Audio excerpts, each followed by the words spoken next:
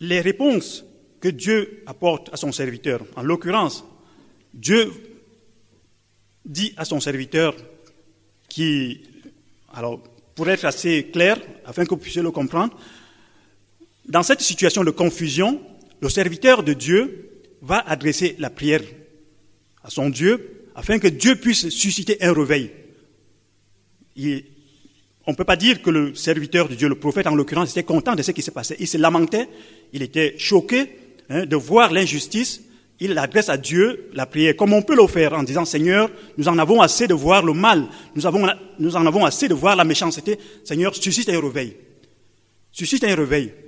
Sauf que Dieu, dans sa réaction, lorsqu'il va exaucer la prière, ça ne va pas être comme le prophète pouvait s'y attendre. Dieu va lui dire « Ce que je vais faire, je vais punir Israël. Je vais susciter un peuple moribond, un peuple méchant, parce qu'il faut dire que les Chaldéens ou encore les Babyloniens, c'est un peuple dont la cruauté était connue de tout temps. Et Dieu va susciter ce peuple pour qu'il vienne donner la leçon, je veux dire punir Israël, à cause de sa méchanceté. Et le prophète, il va être déconcerté par la réponse de Dieu. C'est à quoi il s'attendait le moins. Mais sa réaction est une réaction de foi. Et comme nous allons le voir, c'est dans le livre d'Habakkuk qu'on cite pour la première fois. Le juste vivra par la foi. En dépit du fait qu'on ne comprend pas les voies de Dieu, nous sommes appelés à vivre par la foi, à lui faire confiance. Et comme je disais tout à l'heure, on peut ne pas comprendre comment Dieu agit, mais on peut fonder notre foi sur les attributs de Dieu. Dieu est fidèle, nous avons chanté, Dieu ne change pas. Dieu est plein d'amour. Dieu, il est bienveillant, Dieu est patient. Et en raison même de ces attributs, nous pouvons continuer à vivre dans la foi. Même si les choses, parfois, nous contrarient. Mais nous pouvons fonder notre foi à partir de là.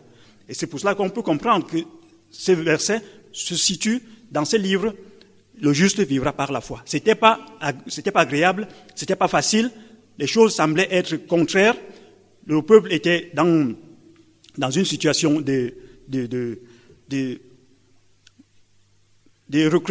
fait, le peuple avait rétrogradé.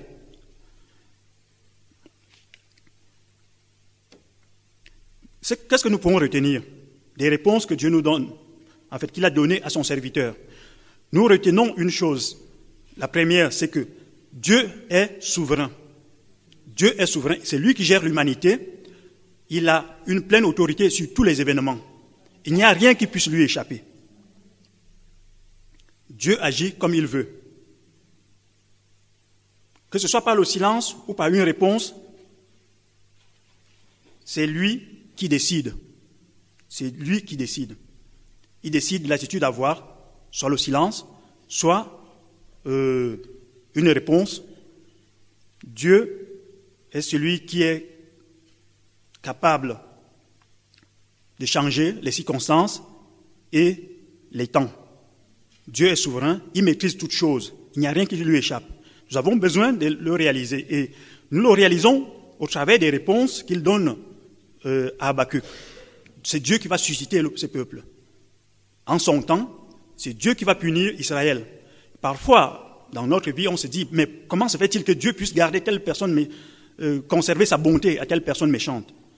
Dieu a son temps, Dieu est souverain, il décide de la période à laquelle il va agir, il décide du moment où il interviendra la punition.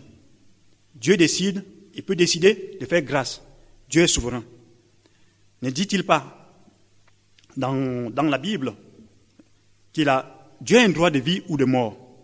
Il décide de pardonner à qui il veut, il décide de condamner qui il veut, il décide d'endurcir qui il veut, il décide de faire grâce à qui il veut. Dieu est souverain. Il est maître des temps et des circonstances. Les réponses ou les voies de Dieu, dans un second temps, on peut constater que ces voies de Dieu sont mystérieuses. Il y a comme un mystère. Et c'est vrai que personne n'aime le mystère. Personne n'aime les choses cachées. Mais la Bible nous fait savoir que les choses cachées sont à Dieu, mais les choses révélées sont aux hommes. Mais personne n'aime les choses cachées.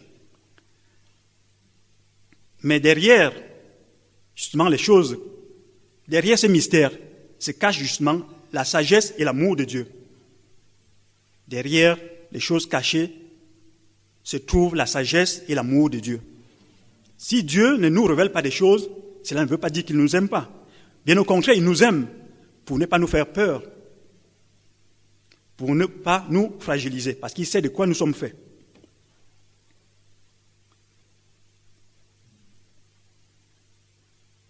Les voies de Dieu sont mystérieuses en raison du silence ou de l'inaction.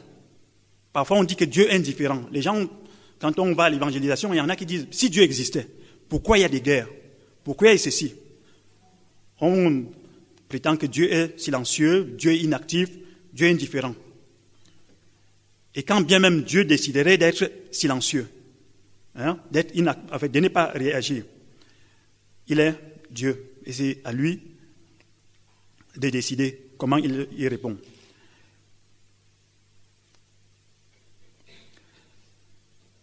Au travers de la Bible, on constate que ce silence de Dieu ou l'inaction de Dieu a souvent été un sujet préoccupant pour beaucoup de ses serviteurs. On voit le psalmiste qui est troublé de voir la prospérité des méchants. Et bien de fois, chacun dans sa vie, à certains égards, et à certains moments, est interpellé en se disant, mais comment se fait-il que Dieu n'agisse pas? Comment se fait-il que Dieu, voyant ceci, ne réagisse pas?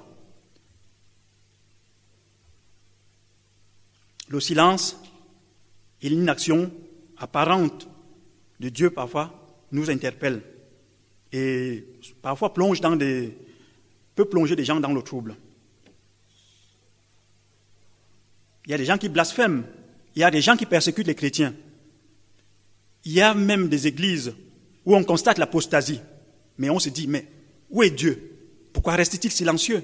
Pourquoi reste-t-il indifférent? Pourquoi? Ou encore, jusqu'à quand? Job pouvait déjà le dire. Job 19, verset 7. Voici, j'ai crié à la violence et nul ne répond. J'implore justice et point de justice. Le psalmiste, dans le psaume 22, verset 2, mon Dieu, j'écris le jour et tu ne réponds pas. La nuit et je n'ai point de repos. Jérémie, lui aussi, va s'exprimer en disant, pourquoi serais-tu comme un homme stupéfait, comme un héros incapable de nous secourir? Tu es pourtant au milieu de nous, ô Éternel, et ton nom est invoqué sur nous. Ne nous abandonne pas. Il va continuer. Le verset que j'ai lu, c'est Jérémie 14, verset 9. Dans Lamentation 3, verset 8, il est dit ceci. J'ai beau crier et implorer du secours, et il ne laisse pas accès à ma prière. Ça, c'est le lot des humains. On ne comprend pas pourquoi Dieu reste silencieux. On ne comprend pas pourquoi Dieu reste inactif devant les horreurs de la vie, devant aussi nos prières. Jusqu'à quand? Ça révèle l'impatience de l'homme qui s'attend à ce que Dieu agisse. Mais Dieu a tout son temps. Dieu a tout son temps. Dieu est patient. D'ailleurs, la Bible nous fait comprendre que Dieu patiente. Et heureusement que Dieu patiente, parce que la patience de Dieu consiste justement à attendre que les gens puissent se repentir. Dieu patiente, ne voulant qu'aucun périsse, mais que tous arrivent à la repentance. Heureusement que Dieu pouvait attendre. Heureusement que Dieu attend.